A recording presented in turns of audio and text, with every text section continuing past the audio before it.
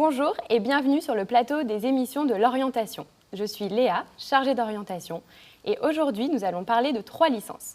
La licence Sciences pour l'ingénieur, la licence mathématiques et la licence informatique.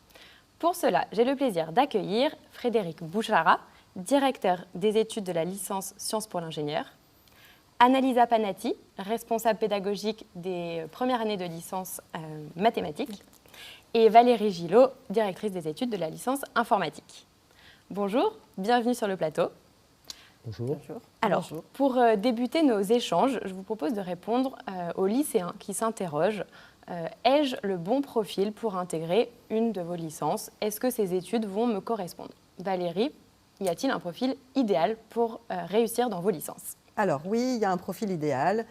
Il faut d'abord avoir obtenu un bac général et avoir obtenu aussi un certain nombre de compétences scientifiques, avoir suivi des études scientifiques, notamment avec les nouvelles spécialités de première et de terminale.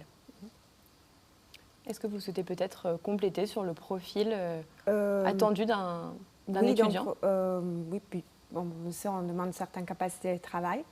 Et je crois qu'au cours des études, on demande de plus et plus d'initiatives, donc que les étudiants soient capables de poursuivre par eux-mêmes leur intérêt d'études. D'accord. Donc des compétences académiques, scientifiques et une autonomie dans le travail. Oui. Ce qui est important aussi, c'est que l'étudiant soit intéressé par le contenu de la formation, pour qu'il soit capable de se projeter dans le cursus, jusqu'en master éventuellement, et puis qu'il ait une idée des débouchés professionnels auxquels cela peut conduire. Et puisque la motivation, évidemment, elle est fortement conditionnée par l'intérêt qu'on a à ce qu'on fait. Oui, d'avoir un cap à tenir. Pour en venir à la réforme du bac, quelles sont les spécialités, les enseignements de spécialité que vous conseillez pour intégrer vos licences? Tout d'abord, je pense pour tous les 3 licences, les mathématiques, certainement, comme premier choix. Et puis, parmi les spécialités scientifiques, celle qui correspond à la spécificité de la licence. Donc, si vous êtes informatique, et pour le terminal aussi, pour les mathématiques, on conseille bien sûr suivre un maths expert. Pour les autres 2 licences, on peut prendre aussi maths complémentaire, mais moi personnellement, je considérais de prendre maths expert dans tous les cas. D'accord. C'est facile. Il y aura un tableau aussi, je pense, sur les sites web. Un tableau sera disponible. Oui, donc nous, pour compléter, donc en informatique, les mathématiques en premier, on a besoin de bons fondements théoriques. L'informatique est très proche des mathématiques. D'autre part, la matière numérique et sciences de l'informatique, et il faut l'apprendre en première et en terminale si c'est possible. Sinon, les autres disciplines scientifiques conviennent aussi, donc il n'y aura pas de discrimination. Et nous aussi, on conseille de prendre les maths experts ou les maths complémentaires en spécialité de terminale. Frédéric, vous souhaitez compléter? Oui, c'est de façon identique aux autres licences. Pour la licence SI, il faut évidemment avoir un bon bagage mathématique, donc c'est la spécialité à privilégier. Et puis après, ça peut être complété par une spécialité scientifique, comme les sciences pour l'ingénieur, évidemment, ou bien l'informatique, le NSI, la spécialité NSI, ou physique-chimie. Très bien. Voilà. Et concernant Parcoursup, sur quels critères étudiez-vous les dossiers? Alors, évidemment, le premier critère le plus important, c'est les résultats dans les matières scientifiques qui sont évalués sur la base des moyennes obtenues en première et terminale, et puis les résultats du bac. D'autres critères importants, un autre critère important, c'est justement l'adéquation de la formation suivie au lycée avec la licence. Et puis, il y a des critères complémentaires qui peuvent venir se rajouter. Oui, notamment, on regarde les notes de français, les compétences linguistiques, ça peut être l'anglais, et aussi la fiche à venir avec toutes les autres compétences, l'autonomie, la capacité rédactionnelle, etc. Donc, c'est vraiment quelque chose qu'on va regarder aussi à la fin pour compléter les premières informations. Vous avez quelque chose à rajouter? Non, je pense que pour nous aussi, certainement dans notre licence, on regarde principalement les notes de mathématiques. Les notes de mathématiques pour la licence de mathématiques. Alors j'ai une autre question. Je suis lycéen, j'ai un bac pro.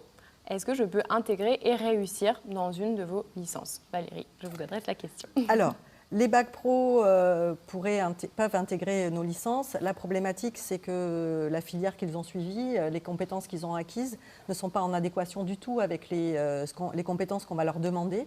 Donc, ça les mettrait dans en difficulté, je pense, de venir dans notre établissement. Nous avons eu des cas d'étudiants qui avaient des bacs pro qui sont arrivés à obtenir leur licence, mais c'est quand même l'exception. Donc, on évite de leur conseiller parce que je pense que ça les met vraiment en difficulté. Oui, je suis d'accord. Donc, si vraiment, c'est pas impossible, mais si vraiment ils veulent faire, il faut chercher déjà le maximum de se remettre à niveau avant de rentrer à l'université. Et puis, ça demande beaucoup de travail et beaucoup de motivation. Oui, beaucoup de travail personnel en amont pour se remettre à niveau avant d'arriver en licence. Et aussi pendant, certainement les premiers semestres. Voilà. D'accord. Pour revenir à Parcoursup, quels sont les vœux possibles pour un lycéen pour intégrer vos licences? Alors, pour la licence de mathématiques et la licence SI, il y a 2 vœux possibles qui sont donc la licence classique et le parcours renforcé, qui est donc lui un parcours sélectif avec un pool d'une 15aine d'étudiants. Et alors donc il est vivement conseillé aux étudiants qui souhaiteraient faire l'une de ces licences de bien cocher les 2 options pour pouvoir éventuellement se rabattre sur le parcours donc normal, on va dire standard, s'ils ne sont pas retenus sur le parcours donc de la licence renforcée. Donc c'est un parcours pour lequel il y a des matières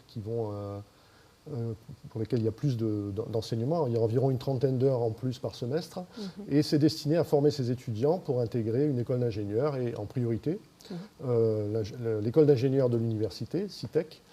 Et donc, s'ils ont une moyenne sur les 2 années supérieure à 12, ils sont assurés d'intégrer la première année de l'école d'ingénieur. Et je pense que s'ils n'ont pas un moyen supérieur à 12, ils ne peuvent pas rester à la licence renforcée aussi. D'accord. Voilà, c'est plutôt ça. Donc, ça leur demande c'est effectivement... sélectif à l'entrée, mais aussi pour rester dans la licence. D'accord, il y a une sélection à l'entrée, mais également, on va dire, pendant la licence, il faut maintenir un très bon niveau. Certaines moyennes, oui. D'accord. Donc, si je résume, pour la licence Sciences pour l'ingénieur et la licence mathématiques, il y a 2 vœux possibles sur Parcoursup, soit la licence classique, soit la licence spécialisation renforcée. Et vous conseillez aux étudiants qui souhaiteraient s'inscrire en spécialisation renforcée de cocher les 2 vœux, puisque spécialisation renforcée est une filière sélective. Voilà, juste pour préciser, c'est qu'ils ont la possibilité, en tout cas pour la licence SI, de raccrocher au parcours renforcé si pendant les premiers mois de la L1, ils ont le niveau suffisant. Et donc, c'est la même chose pour les mathématiques. Voilà, l'option n'est pas fermée si jamais ils n'ont pas intégré dès le début de la rentrée le parcours renforcé. Merci pour la précision. C'est important. Et concernant la licence informatique, quels sont les vœux possibles? Alors, en licence d'informatique, on a 2 vœux possibles. La licence informatique parcours informatique et la licence informatique parcours information-communication. Donc, le premier parcours informatique, c'est le parcours standard qui mène vers la licence d'informatique, vers le diplôme licence d'informatique. Tandis que le deuxième parcours, Infocom, permet en fin de 2e année d'intégrer le L3, information et communication, à l'UFR Ingémédia. Voilà. La licence se découpe dans ces 2 parcours à la fin du 1er semestre. Du coup, on conseille aux étudiants de faire un seul vœu et ils pourront choisir à la fin du 1er semestre l'autre parcours s'ils souhaitent changer de parcours, effectivement. Avec des informations qui leur seront données au fur et à mesure. Et juste avant leur choix, ils auront des enseignants du parcours Infocom qui viendront leur donner des informations complémentaires pour les aider à la décision. Pour un étudiant qui entre à l'université, quelles vont être les différences majeures avec le lycée? Alors, à l'université, la différence, c'est que les enseignements se découpent en cours magistraux qui se font dans des amphis avec des gros effectifs. Donc, en informatique, on est 150 à peu près. En maths, je crois qu'ils sont 80, une centaine, et en SI à peu près pareil, une petite centaine. Ensuite, ce grand groupe se divise en groupes de TD, ce qu'on appelle les groupes de travaux dirigés, dans lesquels ils sont un peu comme dans les classes de lycée, une trentaine d'étudiants. Et puis enfin, il y a les TP, où ils sont à peu près à demi-effectif du groupe de TD. Donc voilà, donc ils sont dans des grosses structures et après ils se découpent. La différence aussi, c'est que les enseignants ne sont pas toujours les mêmes. Donc on a l'enseignant d'amphi, puis l'enseignant de TD et l'enseignant de TP qui ne peut ne pas être le même et que donc ils sont confrontés à beaucoup d'intervenants. Et puis aussi, je crois qu'on peut souligner qu'on a des enseignements qui sont communs avec les autres filières. Et donc, par exemple, l'enseignement de mathématiques qui est commun à nos 3 filières. Et donc, les étudiants côtoient aussi les autres filières dans les amphis. D'accord, donc ça fait beaucoup de monde en amphi quand Oui, même. l'amphi de maths, c'est 400 personnes. D'accord. Enfin, qui est divisé, hein, d'ailleurs, l'amphi est fait En 2 fois. deux. Voilà. En termes d'emploi du temps, est-ce que l'emploi du temps est fixe ou c'est un emploi du temps qui change en fonction des semaines? Alors, c'est des enseignements qui sont organisés en modules, en fait, hein, ce qu'on appelle les EQE, c'est-à-dire des unités constitutives, des éléments constitutifs, pardon, d'unités d'enseignement, et qui durent quelques semaines, ce qui fait que l'emploi du temps va changer pendant l'année, et donc il ne reste pas identique comme on peut l'avoir au lycée. Donc ça, c'est évidemment quelque chose qui est assez nouveau pour un étudiant. Et comment les étudiants sont informés de ces emplois du temps? Alors, ils sont publiés notamment sur le site internet de l'université, donc il y a des liens spécifiques qui permettent d'arriver sur l'emploi du temps de la formation. Et il est mis à jour évidemment s'il y a des changements. Donc l'étudiant, bon, au début, il est informé assez rapidement de ce processus-là et il suit en général les évolutions de l'emploi du temps et évidemment des modifications. Si une modification il y a, elles lui sont également communiquées par le secrétariat administratif. Hein, donc il y a des listes de diffusion. Non, je pense qu'on a un bon système avec cet emploi de temps en ligne. Les étudiants n'ont jamais eu de problème à trouver leur salle, leur enseignement. Les étudiants doivent rester informés toutefois Voilà, des c'est modifications. ça, oui, bien sûr. Peut-être un mot sur les évaluations. Comment se passent les évaluations au sein de vos licences? C'est 2 types d'épreuves, le contrôle continu et les contrôles terminaux, qui permettent de faire une évaluation. Donc évidemment, ça va regrouper les différents types d'enseignements, puisque les enseignements de travaux pratiques peuvent faire l'objet d'une évaluation spécifique. Et puis, il y a aussi des évaluations théoriques qui peuvent être faites également. Et tout ça, ça fait une note à la fin. Au niveau du module. Oui, je pense par rapport à tout le monde. Donc, on a aussi un contrôle continu. C'est un double rôle, disons, de donner une note, mais aussi de faire travailler les étudiants assez régulièrement. Et je pense ce qui compte le plus, c'est le contrôle terminal. Donc, le poids du contrôle terminal est plus important. Plus important que tout. Alors, je pourrais compléter ce qui est nouveau à l'université pour les lycéens, c'est qu'on a 2 sessions. On a une première session et on a aussi une session de rattrapage, dite de rattrapage pour les étudiants qui ont échoué à la première session.